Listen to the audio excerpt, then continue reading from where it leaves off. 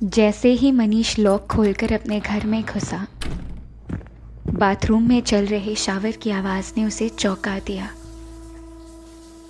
नौकरी लगने के बाद कुछ ही दिन पहले मनीष इस घर में शिफ्ट हुआ था और उसे यकीन था कि सुबह ऑफिस जाने से पहले वो शावर बंद करके गया था। फिर ये शावर उसकी गैर हाजिरी में कौन चला रहा था? मनीष के कदम बाथरूम की ओर बढ़े। उसके बाथरूम से एक भीगी हुई खूबसूरत औरत टॉवल में लिपटी हुई बाहर आई। उस औरत का गीला जिस्म और उससे टपकता पानी मनीष के होशो हवास उड़ा रहा था। थोड़ी देर तक तो वो एकटक उस औरत को घूरता रहा कि अचानक वो मनीष को कसकर चूमते हुए बोली, आप आ गए? मैंने बच्चों को सुला दिया है, आइए खाना खाते हैं। मनीष जैसे एक मदहोशी में उस औरत के पीछे पीछे चलने लगा। मनीष डिनर टेबल पर बैठा और वो औरत उसके लिए खाना परोस रही थी। खाइए। मनीष ने सोचा कि आखिर ये सब हो क्या रहा है। आखिर तुम हो कौन? मनीष ने गरजते हुए कहा और वो पीछे मुड़ा। लेकिन इस बार उसे वो औरत खून से लथपथ दिखाई दी। उसकी लाल आंखें मानो मनीष की आत्मा के अंदर घूर रही थी। चुपचाप खा ले वरना मार दूंगी। उस औरत की दहाड़ के साथ मनीष जमीन पर आ गिरा और तभी उस औरत ने एक चाकू टेबल से उठाया और मनीष की गर्दन काटने की कोशिश की।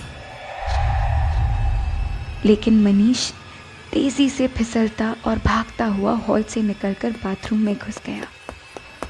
मनीष ने दरवाज़ा अंदर से बंद तो कर लिया था, लेकिन उस औरत की चीखें उसे अभी भी सुनाई दे रही थी।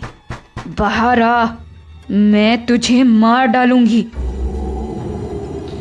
वो औरत गुस्से से पागल हो चुकी थी।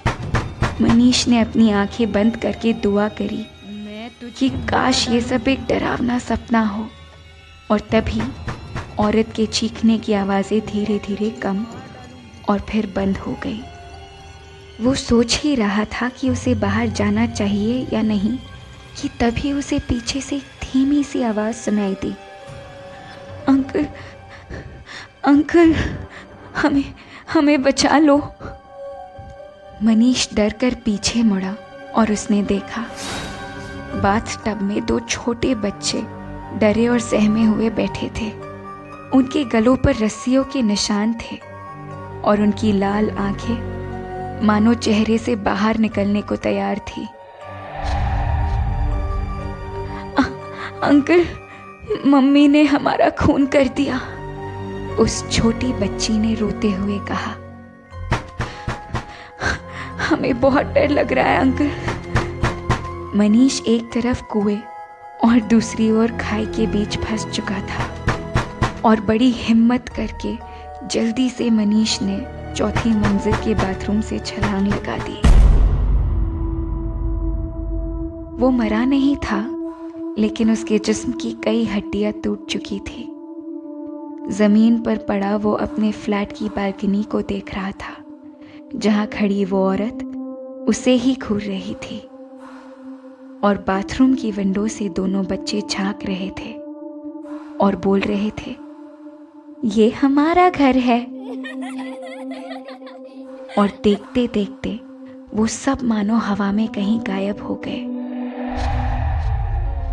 थोड़ी देर बाद मनीष एक हॉस्पिटल में था, जहां महीनों के इलाज के बाद वो फिर से चल फिर पाया।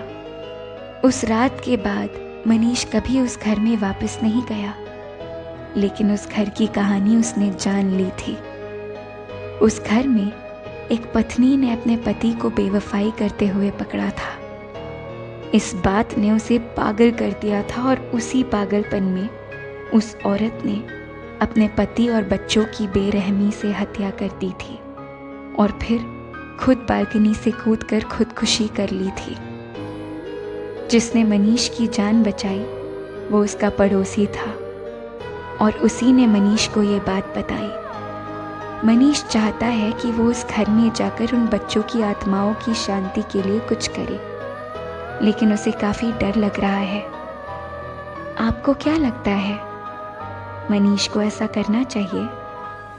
अगर आपको ये कहानी अच्छी लगी तो शेयर, लाइक और सेव कर दे, और साथ ही साथ हर हफ्ते एक नई घटना सुनने के लिए मेरे अकाउंट को फॉलो कर ले।